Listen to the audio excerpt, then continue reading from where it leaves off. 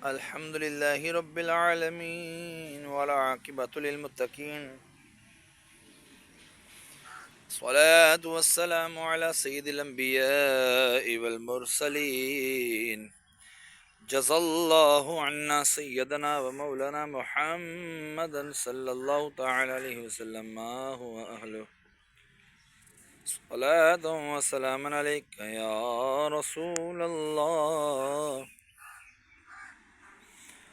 اللهم ارزقني شهادة في سبيلك واجعل موتي في بلد رسولك صلی اللہ تعالی علیہ وسلم.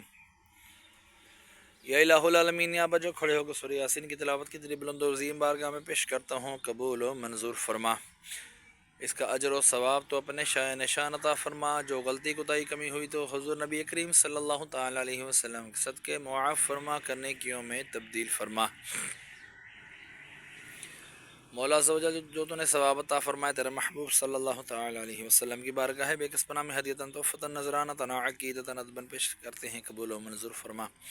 آپ کے وسیلے سے آپ کے والدین کریمین طیبین طاہرین، آپ کے ازواج مطہرات، آپ کے صحابہ کرام، صحابیات، تابعین، تبع تابعین، اولیاء الظام، تمام سلاسل کے بزرگان دین حضرت آدم علیہ الصلوۃ والسلام سے لے کر قیامت تک کے مسلمین، مسلمات، مومنین، مومنات کی ارواحوں کو درجہ بدرجہ اس کا ثواب پیش کرتا ہوں، مقبول و منظور فرما.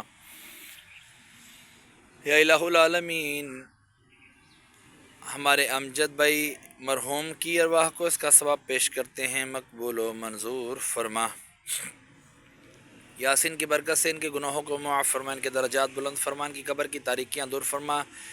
دنیا میں رہتے بتاقاضہ بشریت ان میں سے یا اللہ ان سے کوئی غلطی کمی کوتاہی ہوئی، گناہ ہوئے، مولا یاسین کی برکت سے معاف فرما کر نیکیوں میں تبدیل فرما.